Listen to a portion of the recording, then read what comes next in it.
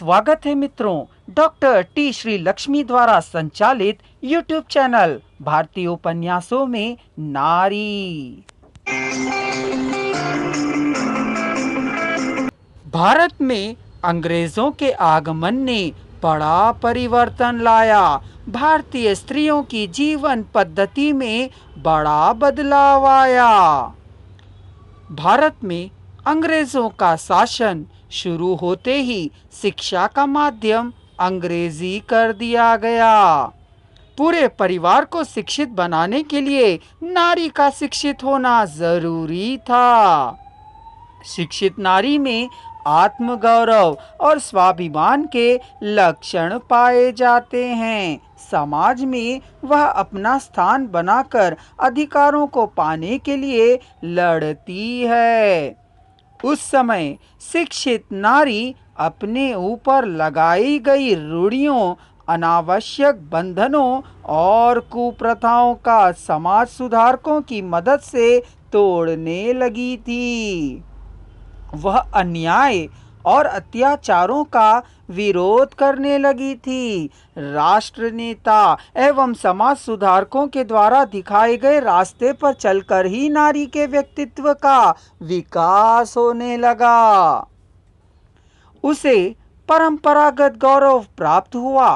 पीड़ित या शोषित नारी के लिए कई सुधारवादी संस्थाओं का उदय होने लगा था। कई सुधारकों के प्रयत्न से ही पर्दा प्रथा का अंत और विधवा पुनर्विवाह को प्रोत्साहन मिला। बाल विवाह का निषेध और स्त्री शिक्षा का प्रचार किया गया। अंग्रेजी प्रशासन द्वारा शिक्षा प्रचार के कारण नारी जीवन के बंधन कटने लगे। आगे चलकर आजादी के बाद भारतीय कानून ने शिक्षित नारी को दृष्टि में रखकर उसके विवाह की उम्र निश्चित की। शिक्षा के प्रसार से ही नारी जागृत होकर चेतना संपन्न बनेगी। मध्यकाल में दासी प्रथा का प्रचलन था। हिंदू और मुसलमानों में अमीर लोग गृह कार्य के लिए दासियों को नियुक्त किया करते थे। आखिर नारी की स्थिति दासी के रूप में बाजार में खरीदी और बेची जाने वाली वस्तु के समान बन गई थी। एक निश्चित दिन पर दासों का हाट खोल दिया जाता था। अनेक अमीर लोग दासियों को खरीदने के लिए उस हाट में जमा होते थे। स्वस्थ और कम उम्र की दासियों की कीमत अधिक लगाई जाती थी। मुसलमान 4 प्रकार की दासियों का निर्वाह करते थे। कृत दासी बाजार में खरीदी जाती थी। लब्ध दासी दान अथवा भेंट के रूप में प्राप्त थी। तीसरे प्रकार की दासियां अपना राज्य पराजित होने पर बंदी बनाई हुई स्त्रियां थीं।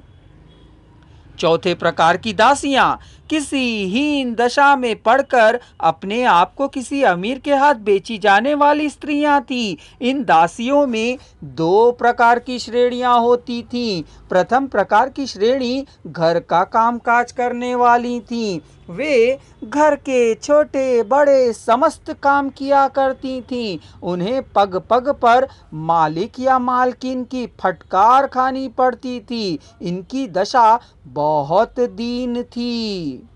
दूसरी श्रेणी की दासियां अमीर लोगों के आमोद प्रमोद के लिए काम आती थीं। वे यौवना और रूपवती होने के कारण अधिक सुखों का अनुभव करती थीं।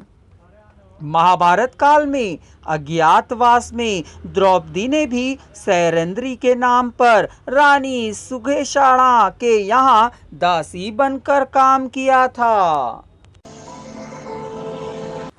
मित्रों, आशा है आपको हमारी प्रस्तुति पसंद आई होगी। चलिए अब विलंब ना करिए, चैनल को सब्सक्राइब कर लीजिए ताकि पुस्तक की समस्त सामग्री का आप श्रवण कर सकें।